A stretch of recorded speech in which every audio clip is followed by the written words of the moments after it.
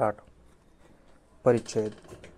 अर्ज मुदतीत दाखल केला आहे किंवा नाही या मुद्द्यावर अर्जदार क्रमांक 2 सूरज यांनी दाखल केलेल्या तोंडी अथवा लेखी पुराव्यास गैर अर्जदारामार्फत कोणताही शह देण्यात आलेला नाही. अशा परिस्थितीत अर्जदारांमार्फत मुदतीच्या अनुषंगाने सादर केलेला पुरावा पटलावर अबाधित राहिलेला आहे. प्राप्त पुराव्यानुसार भूसंपादन कायद्याचे कलम 18 नुसार सदरचे प्रकरण हे कलम 12(2) ची नोटीस प्राप्त तारखेपासून 6 आठवड्यांचे आत दाखल करावा लागते.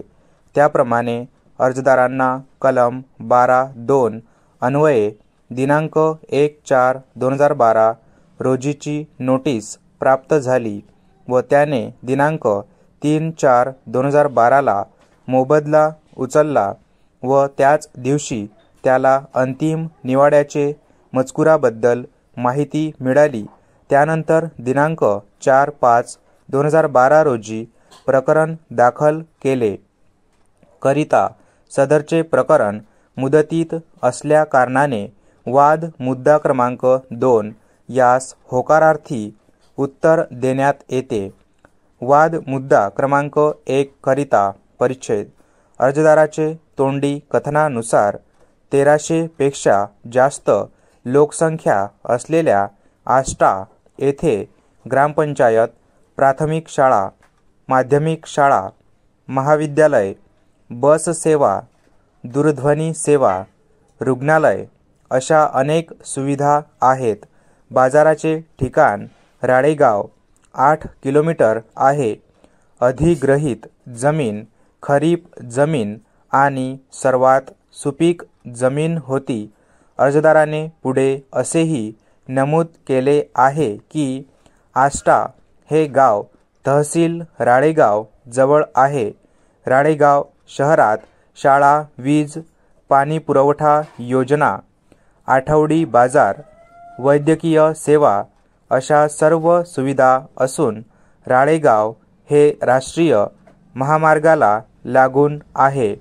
राळेगाव येथे सर्व प्रकारची शैक्षणिक सुखसुविधा असून सर्व प्रकारचे कॉलेजेस आहेत. तसेच राळेगाव येथे B.Ed, D.Ed व शेतकरी कॉलेज आहेत. राळेगाव येथे आरोग्य सेवा केंद्र देखील आहे.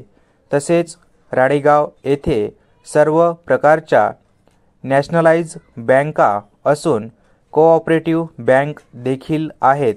तसेच तेथे 6 जिनिंग व प्रेस फॅक्टरीज देखील आहेत. तसेच सर्व सरकारी ऑफिस आहेत. अर्जदाराने पुढे असेही नमूद केले आहे की संपादित जमिनीतून तो कापूस, तूर, सोयाबीन, बाजरा, हरभरा, ज्वारी, गहू आणि इतर पिके घेत होता. अर्जदार हा प्रतिवर्षे कापूस 12 ते 14 क्विंटलचे पीक घेत होता. अर्जदार सदरहू शेतजमिनीतून प्रतिवर्षे रुपये 50,000 प्रति एकर प्रमाणे कमावित होते. संपादित जमिनीच्या लगत असलेले शेत जमिनींना तुलनात्मकरित्या खूप जास्त भाव मिळालेला आहे. परंतु भूसंपादन अधिकाऱ्यांनी या सर्व बाबी संपादित जमिनीचे भाव ठरविताना दुर्लक्षित केलेली आहे. परिच्छेद. अर्जदारांनी पुढे असेही नमूद केले आहे की भूसंपादन अधिकाऱ्याने ही बाब लक्षात घेतली नाही की शेतजमिनीचे भूसंपादन झाल्याने अर्जदाराला त्याचा व्यवसाय बदलावा लागला आहे. तसेच भूसंपादन अधिकाऱ्याने संपादित जमिनीची किंमत ठरविताना इतर सर्व निकषाकडे दुर्लक्ष केलेले आहे, असे अर्जदाराचे म्हणणे आहे. अर्जदाराने त्याच्या कथनाच्या पृष्ठार्थ मौजा आष्टा तालुका राळेगाव येथील न्यायनिर्णय LAC क्रमांक 268/2016ची नेट प्रत निशाणी क्रमांक 22 प्रमाणे दाखल केले. तसेच अर्जदाराने त्याचे उलट तपासात मान्य केले की त्याची जमीन ही कोरडवाहू असून त्यात कापूस व तूर इत्यादी पिके घेत होते व त्या संपादित जमिनीत 50,000पेक्षा जास्त उत्पन्न होत होते.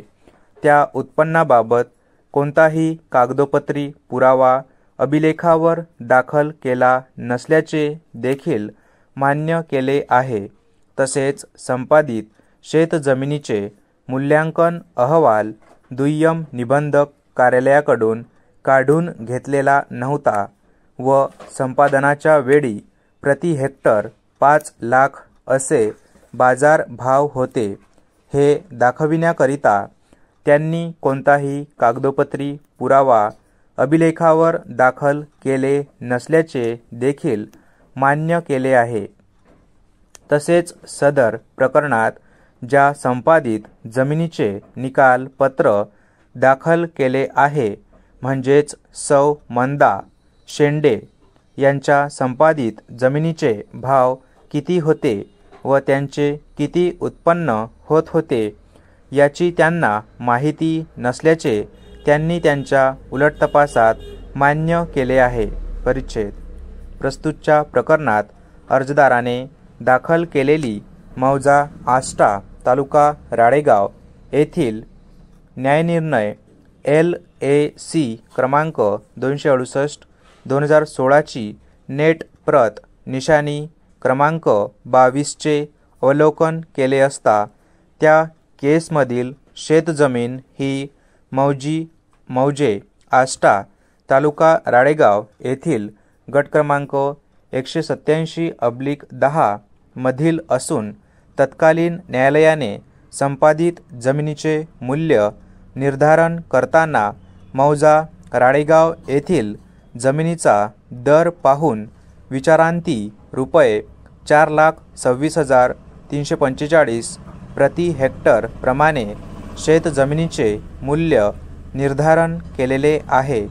अशा परिस्थितीत या प्रकरणातील शेतजमीन व निशाणी 22 वर दाखल प्रकरण LAC क्रमांक 268/2016 मधील शेतजमीन एकाच मौजातील म्हणजेच मौजा आष्टा येथील असून सदर दोन्ही शेतजमिनी एकाच उद्देशाकरिता संपादित झाल्या असून एकाच कालावधीच्या आहेत.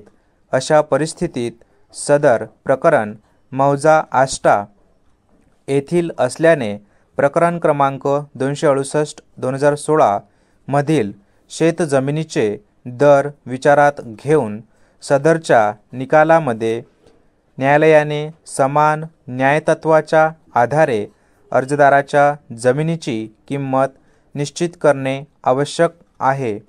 तसेच अर्जदाराने दाखल केलेल्या न्यायनिर्णय LAC क्रमांक 268/2016 मधील जमीन आणि सदर प्रकरणातील संपादित जमीन यामध्ये जमिनीचे मूल्य विभिन्न असतील असा काही पुरावा आलेला नाही. स्टॉप.